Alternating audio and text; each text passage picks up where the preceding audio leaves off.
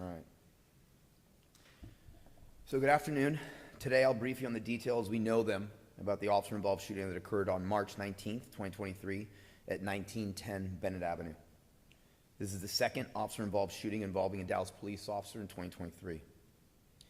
On March 19th at about 6:50 p.m., Senior Corporal Matthew McLean was notified by property management of a man at the location they believed was involved in a stolen vehicle case earlier in the month where the suspect rammed a marked patrol car. The preliminary investigation determined Senior Corporal McLean arrived at the scene on Sunday and requested backup. When additional officers arrived at 7:30, Senior Corporal McLean and Officer Kimberly Esquivel entered the front of the building and walked through the back parking lot where they located the suspect, 35-year-old Hernan Gutierrez. At 7:04 and 30 seconds, Senior Corporal McLean started engaging with Gutierrez, giving commands, and the suspect pulled away and started to struggle with officers. During the fight, Officer McLean drew and deployed his taser, which was not effective in controlling the suspect.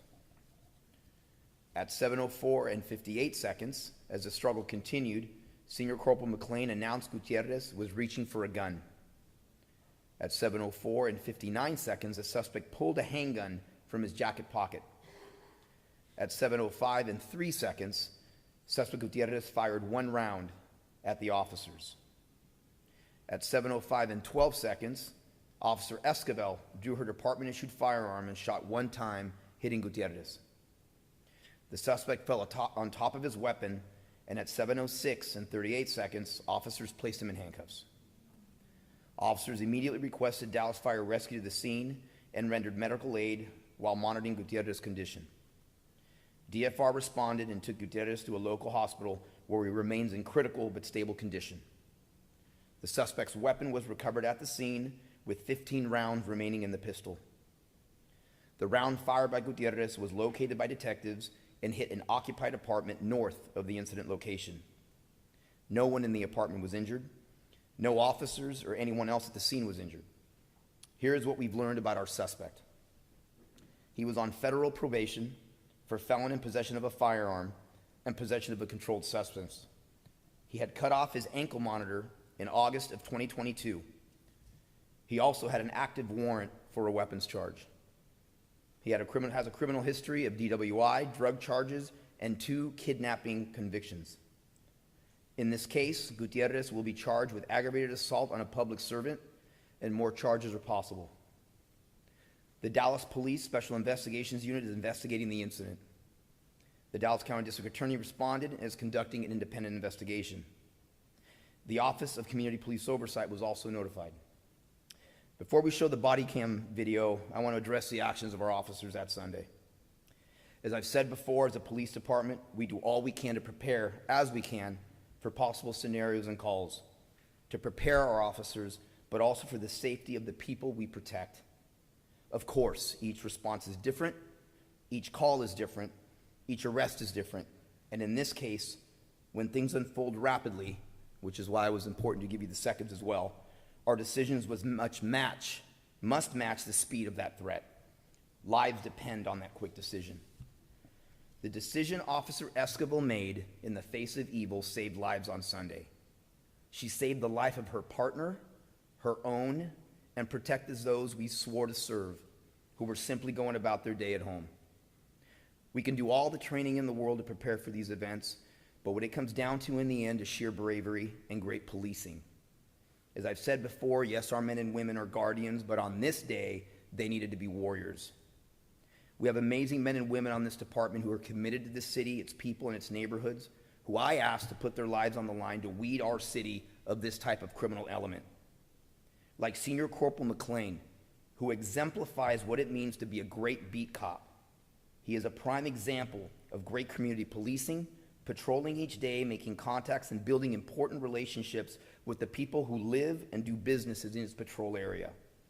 This is precisely the type of proactive policing that keeps our city afloat and what our men and women face at times to keep our city safe. It was that relationship built, Senior Corporal's proactiveness, that led to the tip of this dangerous criminal out on our streets again. While this is never our intended outcome, I'm grateful that none of our officers or any other civilians were injured. Now, I've been a cop for 31 years. I've watched this video over a dozen times, and it doesn't get any easier to watch. Sobering is the only word that comes to mind. Tomorrow, we will graduate an academy class, and I often tell them about the sacrifice that their calling demands of them.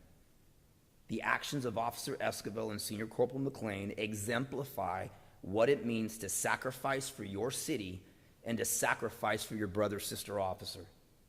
We'll now play the body cam footage from the incident and release the full critical incident video following the press release. And as always, I'll be back to answer some questions after the video.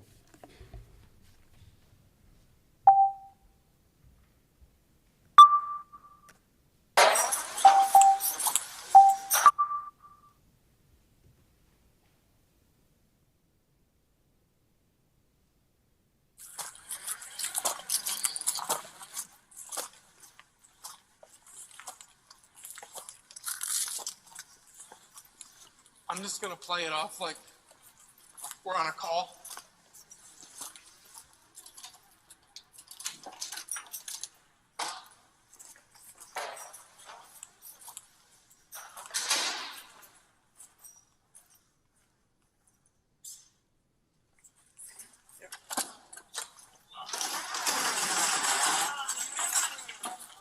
Were you guys breaking into that?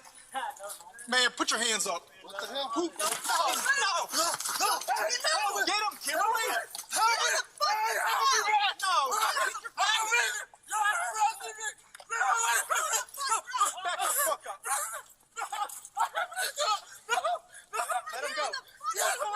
Let him go. Nah, man, fuck you. You're gonna get on the ground. Get on the fucking ground. He's reaching for a gun! This guy's got a gun! A gun! No! No! No! No! Fuck! No! Oh my God! Good, put him in handcuffs. Put him in handcuffs. The gun is under him still. Okay. You're okay.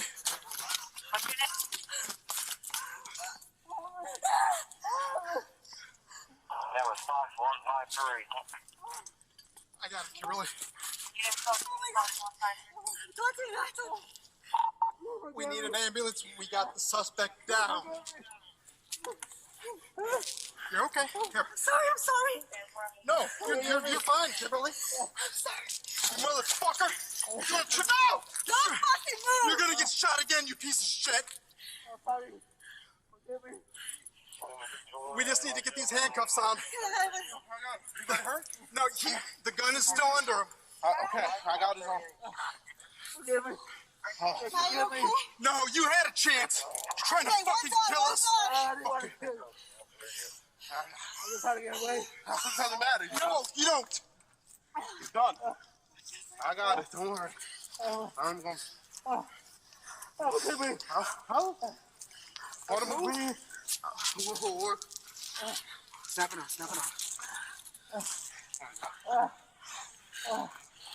All right, roll him over. I'm gonna get the gun. I got him.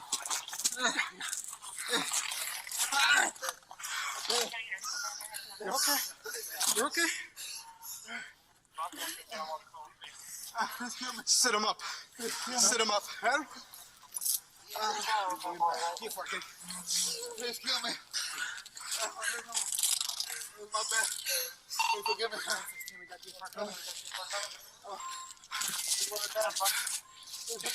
There's nothing but we can do pressure right now. Hey! No, the gate to get it open. I do. It's done. All we can do is put.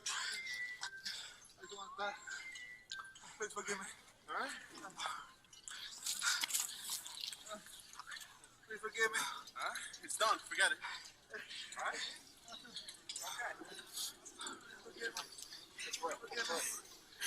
You're good. You're good.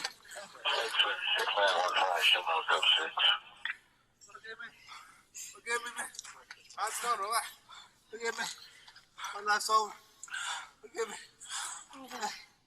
Give me up. Stop moving. Give me up. Let's put me in the car or something. I'm losing the car. All right. We're good at leaving. This is his. This is what he was trying to get us with. Okay, you all right? I'm good. Okay.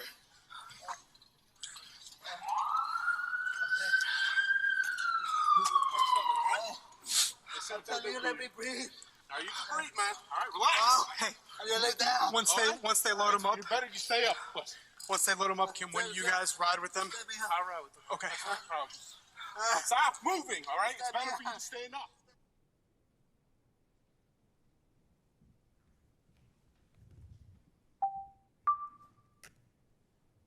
Before I open up to questions, just want to add that the investigation also revealed that the suspect had a key for a stolen vehicle that was parked in the same parking lot where the incident occurred.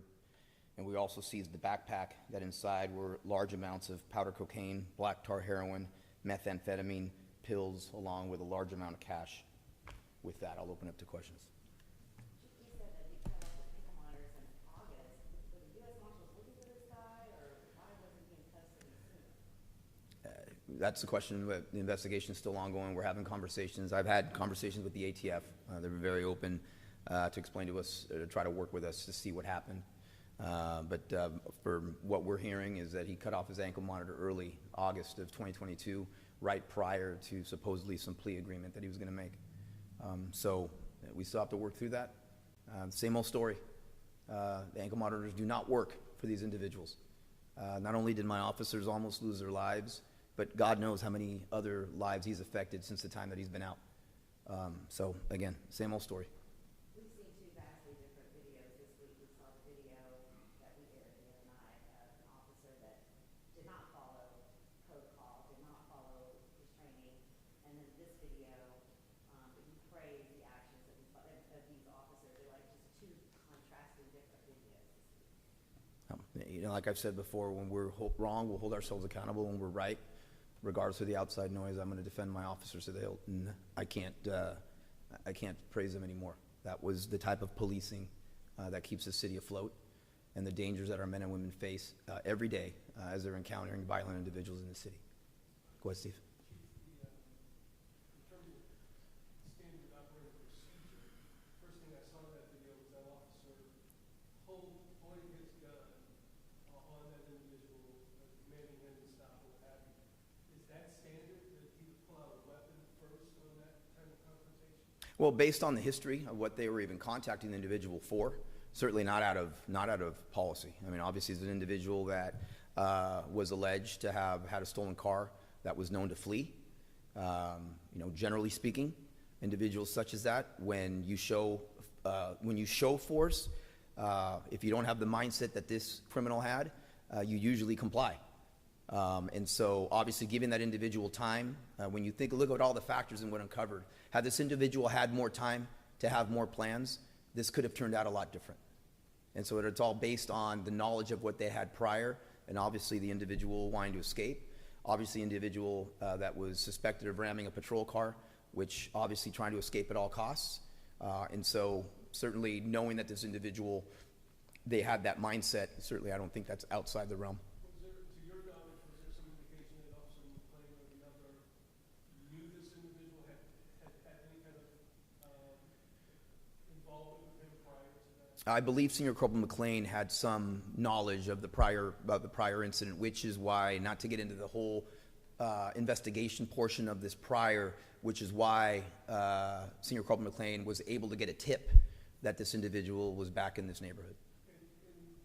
I may have missed this, but I think on the initial news release, it talks about one officer firing a round, injuring him, but I don't recollect that he fired a round. So take me through that. Some indication that he fired a weapon? Yes. So when you watch the video again, you will hear during the struggle, you'll hear a gunshot.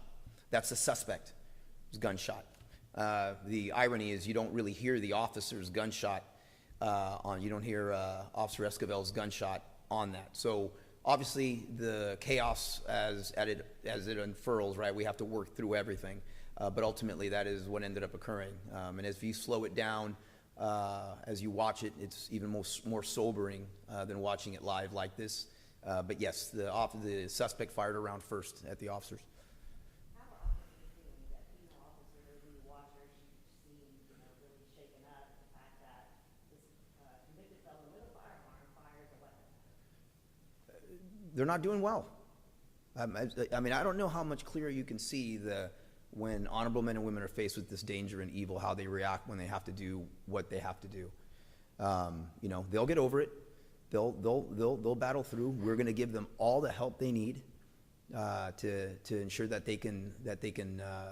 they're okay with it.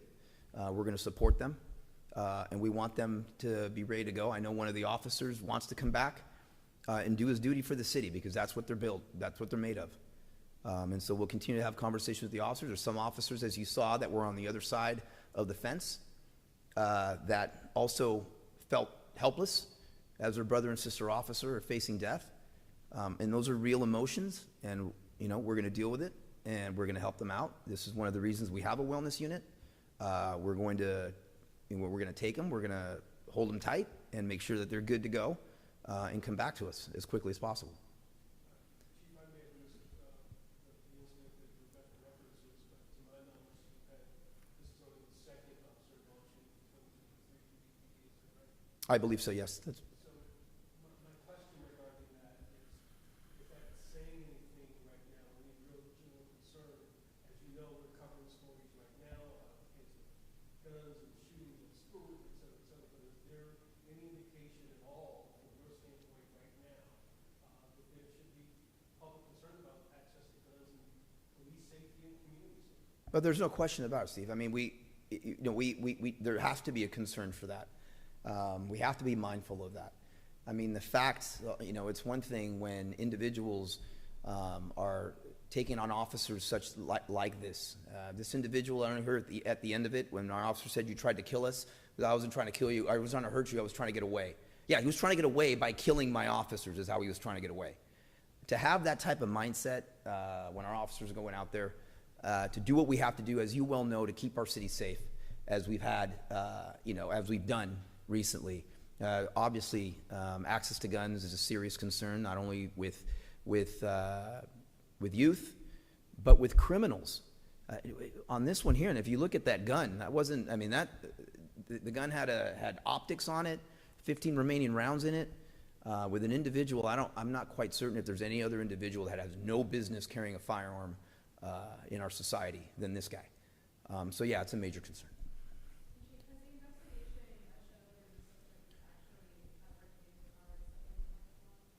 We haven't gotten that far yet with regards to what he was doing. We know, like I mentioned, there was a key to a stolen car that was there, which is kind of tied into the fact that that's one of the reasons the officers were looking for him, because he was tied into a stolen vehicle that had rammed into a patrol car the week prior or recently. So, we're still working through all of that. Again, when I talk about ultimately the large amounts of narcotics that were in his backpack, we're still sifting through all of that. And the large amounts of cash that he had, there's obviously a reason this individual did not want to go back to jail. And He had an arrest warrant as well. Just going back to the issue of cutting off the monitoring, that was back in August? August of 2022. Okay, so to your knowledge, from there to now, nothing in terms of a public safety standpoint of him going back to jail or being held as a result of that, cutting off that monitoring, nothing changed? Nothing changed. To the best of our knowledge, nothing's changed. And again, we're working with our authorities to figure out exactly where the problem was. We're backtracking, so we don't want to say that we hadn't been notified that this guy cut it off at some point. But again, at the end of the day, he cut it off for a reason. And the best that we're getting right now is he cut it off right prior to another court arraignment or court appearance where supposedly there was some plea deal that he was supposed to plead to, which obviously he was not ready to do. Thank you.